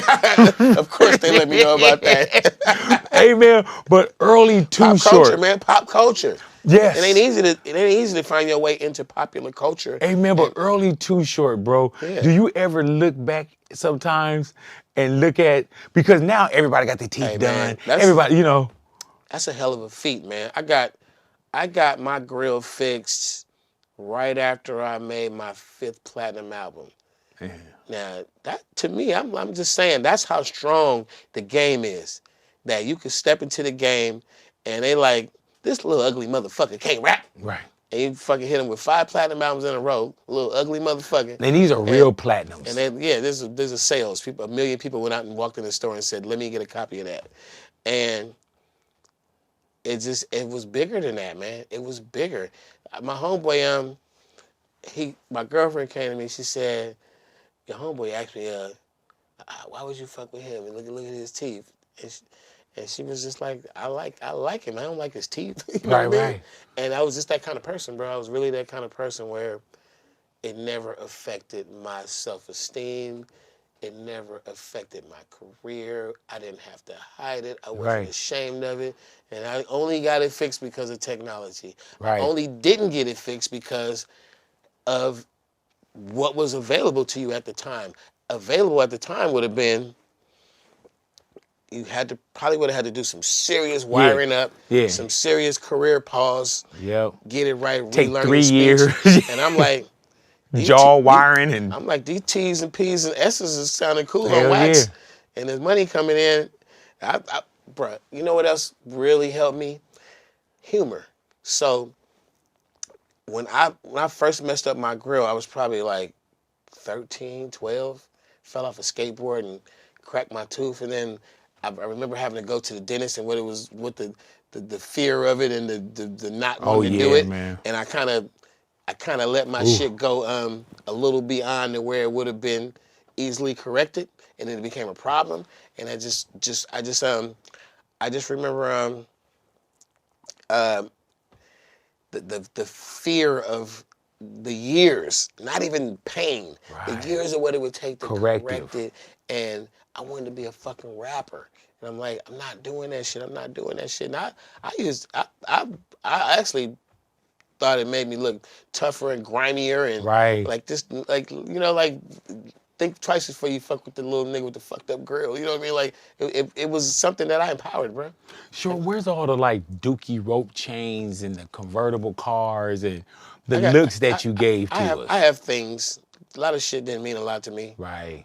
and I look back on that and regret it because cameras were very taboo in my crew. Filming us and taking pictures of us, I used to run with a pretty tough crew, and you know, I personally didn't want it, and none of them really wanted to be filmed in action doing what we do.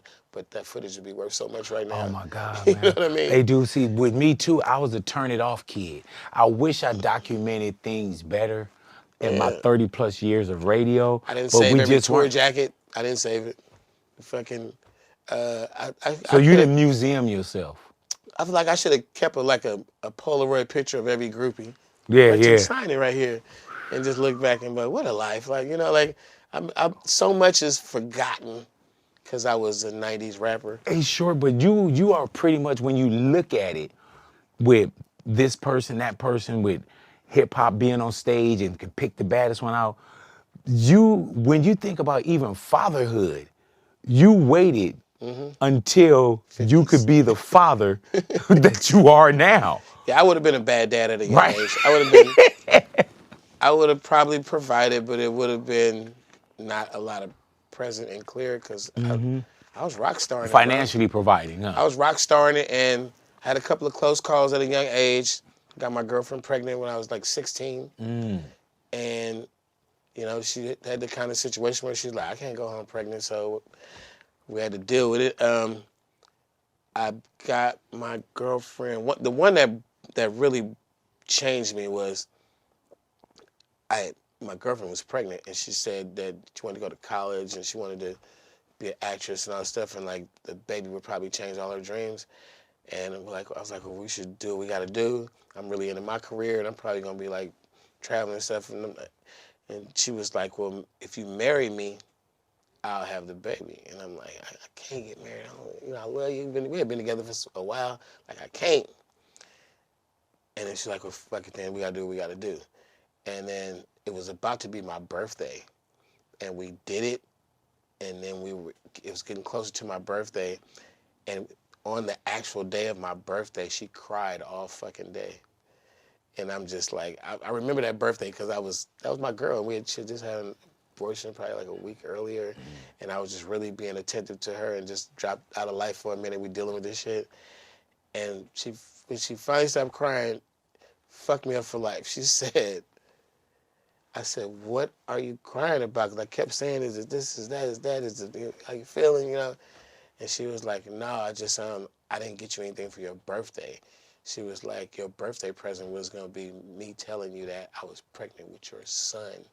And I didn't want to fucking marry you. I didn't want to fucking abortion. I just wanted you to say that you wanted the damn baby. And from there on, I didn't get another woman pregnant for 30 fucking years. Like Damn. 25 years plus. I was like, I'm not doing this shit no more. That shit, to see her in that much pain and to, more and more over the years, you would learn more and more about what women went through when they went through that and how, younger age, I was probably like a little more insensitive. And up to that point, I was still that way.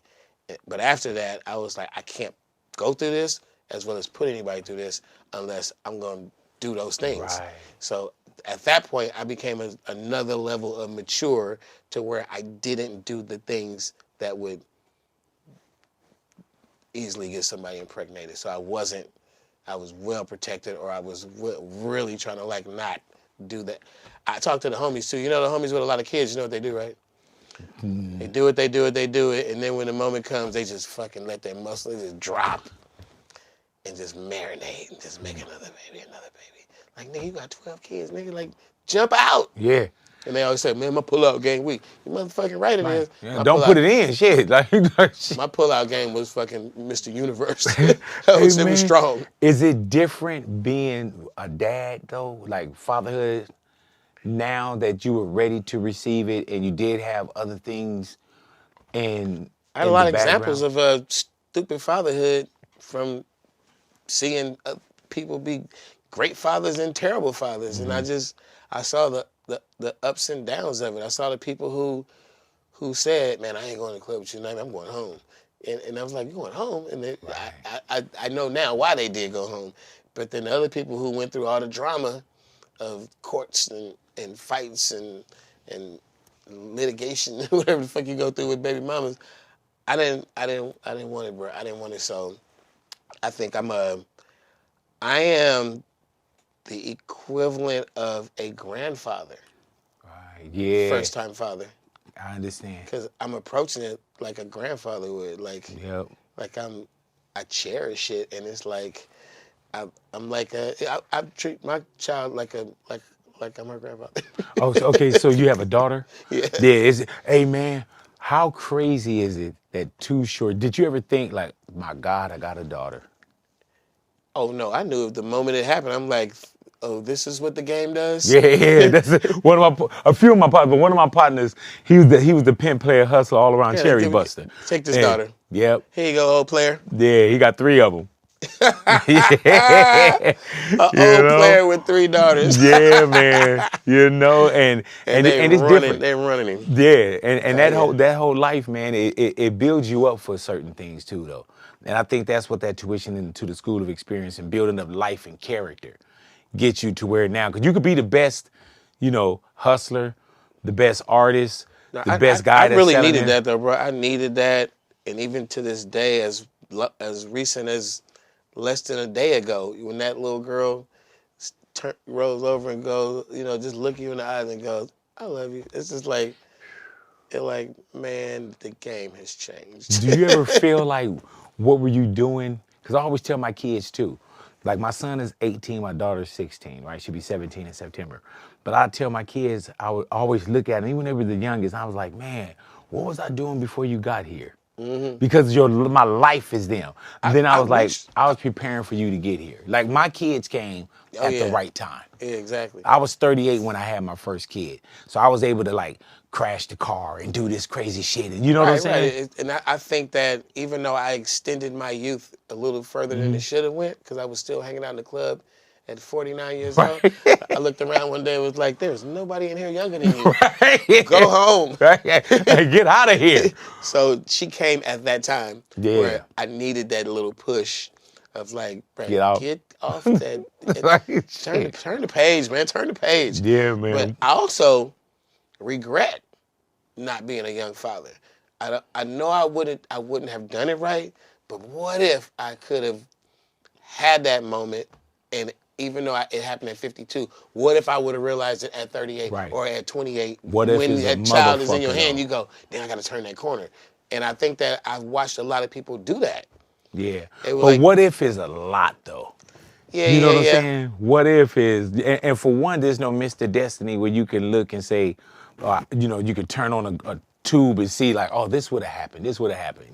But I tell you one thing, right now as we sit here, had I not went to Planned Parenthood, it'd be some little 40-year-old grown man in here talking about, oh, that's my pops. Yeah, yeah. Like, I probably would have had a 40-year-old Yeah. right now. In here trying to still get in the game and shit.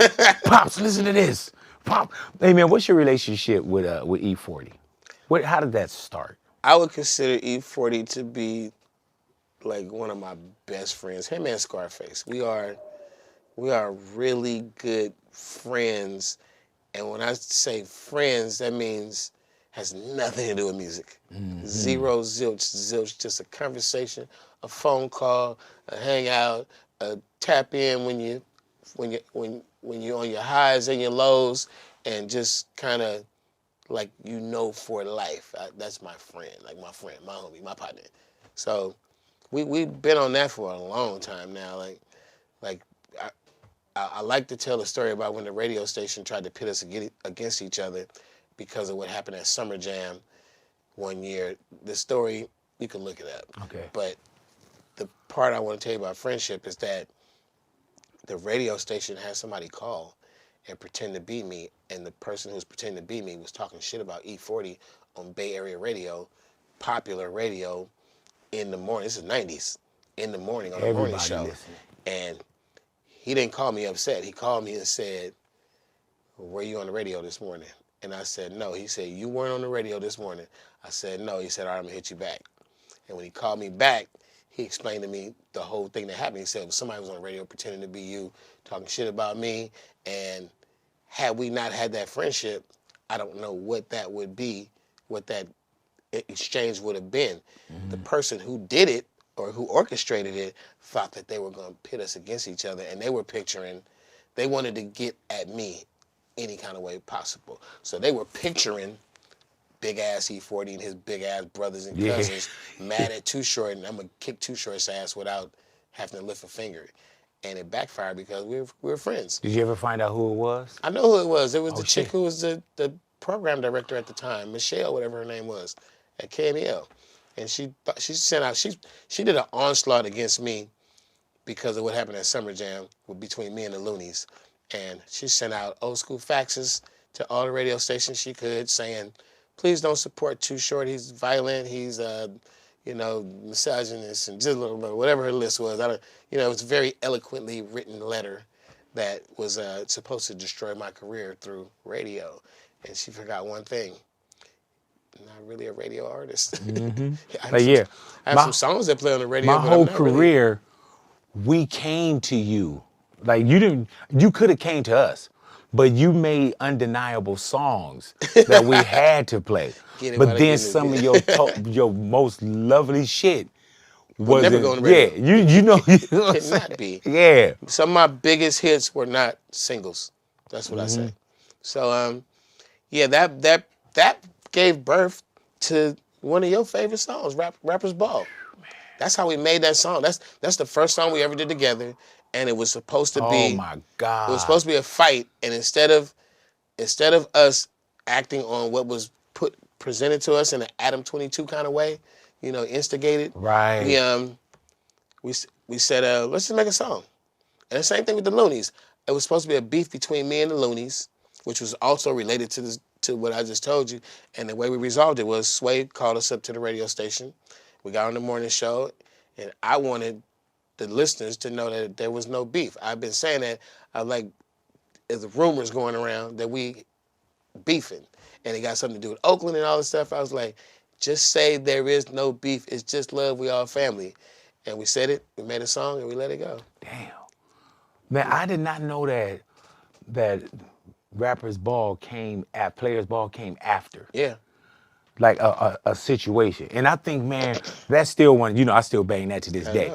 But that's one too, man, where both of y'all, just not even the album, just the single, y'all lift each other up and play tennis, lyrical that's tennis, when we realized, style tennis that's when we realized the magic that we had.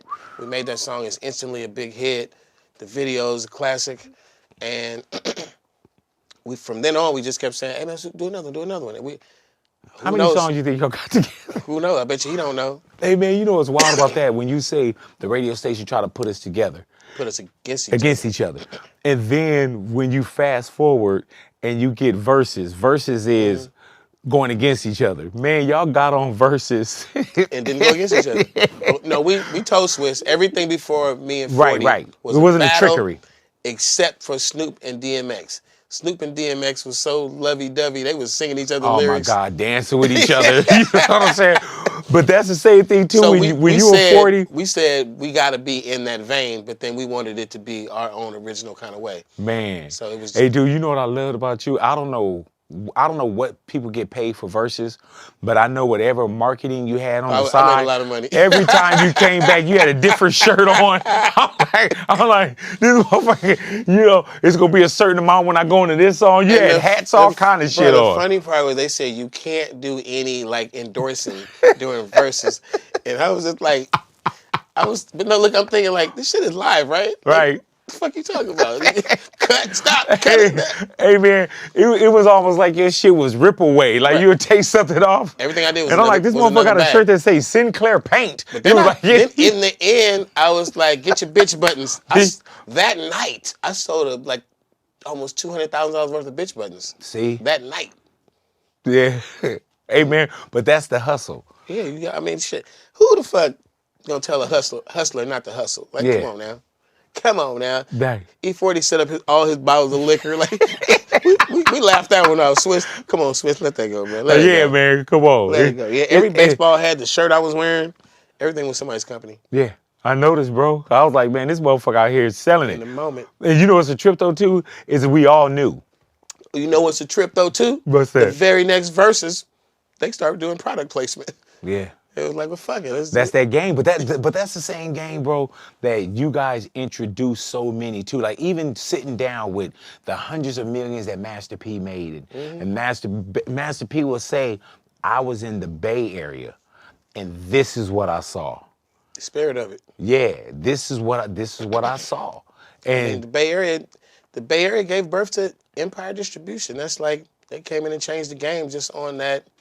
With that independent spirit. I know Empire is moving like a big major now, but it was the independent spirit that got them there. What's crazy about when we talk about independent, and you've been through everything. You started off independent, and then you go with the majors, and at one point, no one wanted to be independent. Yeah, it was like, oh, you can't even get on a major, you know? It's like wearing knockoff shoes. Yeah, or something. now, yeah, what are those? You know, what label was that?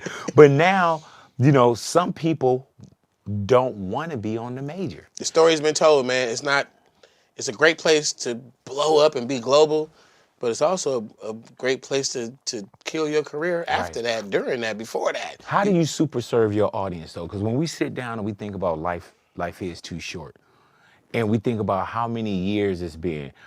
Why is this newer project, this project now, why is that called Life is Too Short, Volume 1? It's called Sir Too Short. Sir Too Short, yeah, Sir Too Short, my bad. It's the full circle of actually embracing being independent. It's about the spirit of when I did hip hop for no apparent reason. Like there was no, it wasn't a career. It wasn't salary. There was no,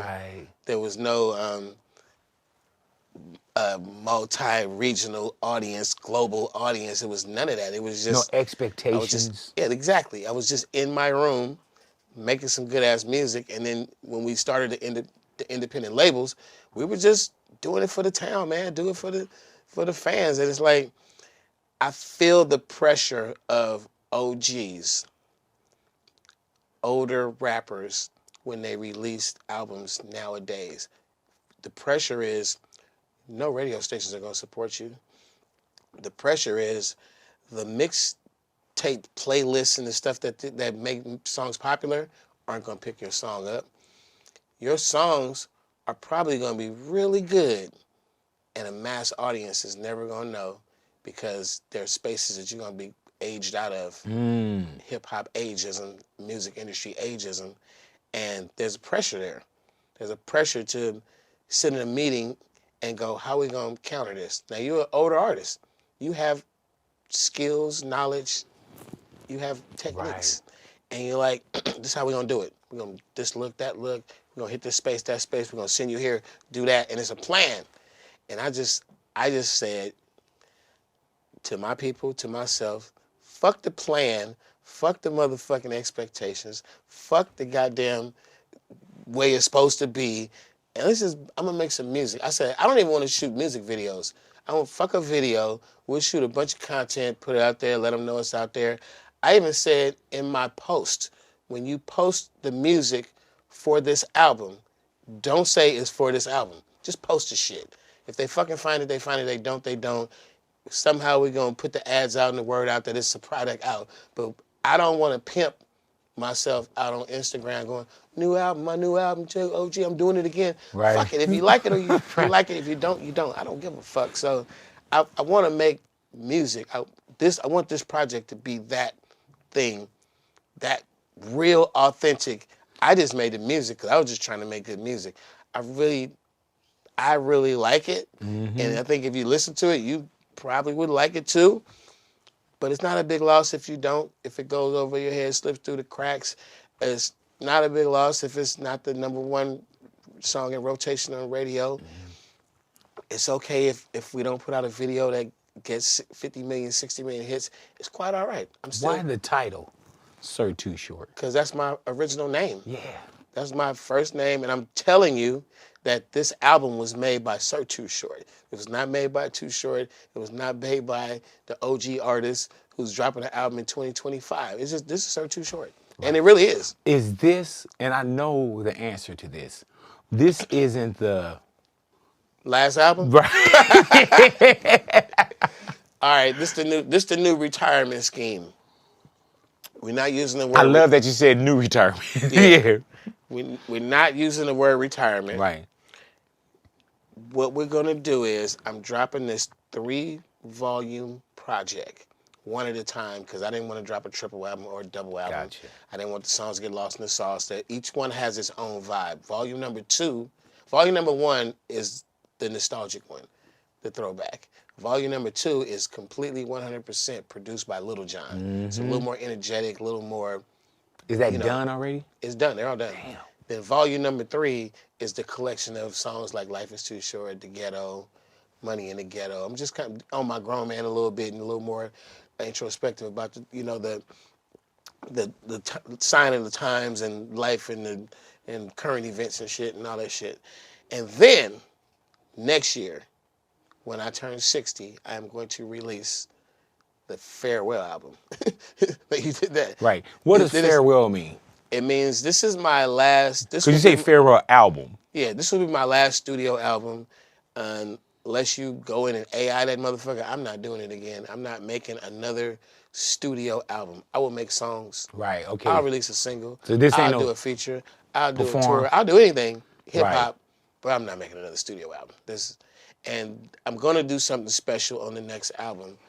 I am going to take, I wouldn't say the back seat, but I'm going to jump in the passenger seat, and I'm going to let, this is partially Ghazi and Empire's idea, I'm going to let them make the Dream Too Short album. I'm always in the way.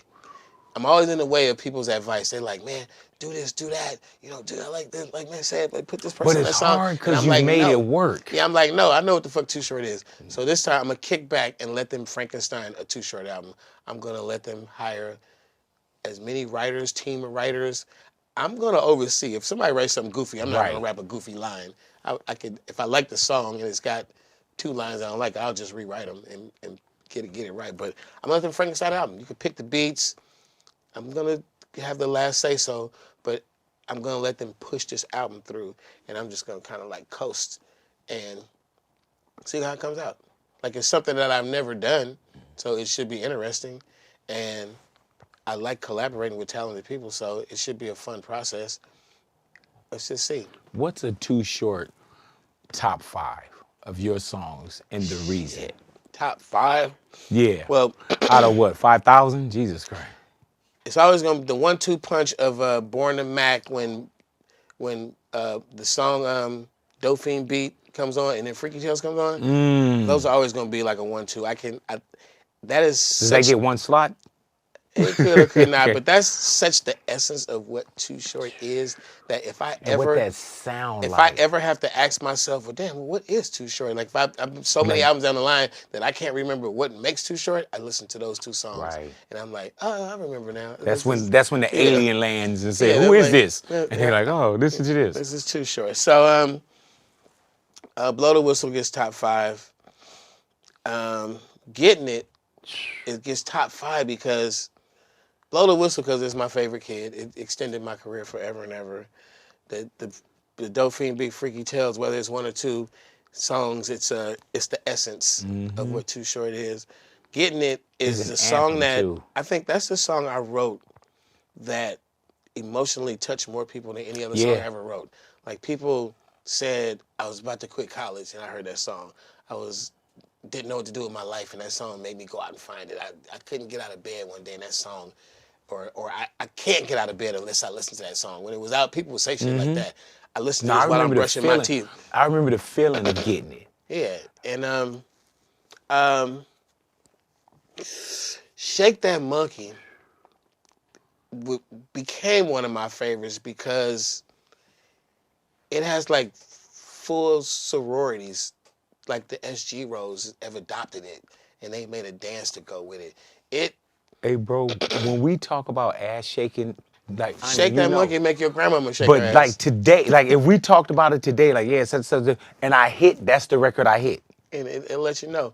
I think two songs will make you know who your girlfriend is. Yeah. Ooh. Play her Future Wicked and just Mm. watch her. And And put on play. Shake That Monkey and see what she do. Just put it on, just watch her. See, you just know a little bit about her background. If you don't just be quiet and see Like, what oh happens. yeah, I see you working as a paralegal, but when that motherfucking song came on, How do you know how the second verse, the third verse yeah, to Shake That Monkey? like shit, I know. The third, I don't even know the third verse. Man, do you forget your lyrics sometimes? Every time. Yeah. I have Do the you have kind to of have the songs lyrics that right there? nope, that's Snoop Dogg. Oh yeah, yeah, yeah. With the weed and the prompter, teleprompter. Now I have the crowd. The crowd is my teleprompter. If I ever in the middle of a show forget a line to a Too Short song, it's always somebody in the crowd singing it, Right. and I just go, oh yeah, and I jump back But you in. know what that is too? Those are songs that are either programmed in the show, and you forgetting those songs. Mm-hmm. I could take a song that you probably hadn't even heard, I couldn't get through and the first verse. I wrote too many songs, man. yeah, I have a fan moment maybe once a year, maybe not so often, but I would say on an average about once a year, I have a fan moment. It usually comes where I have at least about a 5-hour drive. That oh, would be LA to the Bay, either direction. And I'm like, all right, I'm gonna listen to Too Short and just see what the fuck it is. And when I you just, listen to a playlist of your own, do you remember times, or do you like all kind what's of in shit, your like head? I remember the emotions time. come out and things and moments and remembering, and I'm like, damn, I said that, like that was hard as fuck. Like it's a lot. I make a lot of mixtapes too. People don't know. I'm the mixtape king. I probably have in my collection about 200 now, and it's just music of all time. But I also do artists. I do various, and then I do artists like what would be an anthology or something. But it's in a mixed format, and it's probably not all the songs that you love, but it's all the ones that I love Of you? of that artist. Oh, okay. So So I also did Too Short. I did the Dangerous Crew. I did E40. I did the Click. I did the Bay. I did SoCal. I did many artists, many mixes. And when I did the Too Short ones, I was like, damn. I was doing Dangerous Music, Dangerous Crew. I'm like, okay, I remember this shit. I was slick on that one. I look at old Too Short like he's a whole nother person. right. Like, little homie was You dope. He was know dope. what's dope about that shit too, man, and I've said this to other people as well, man.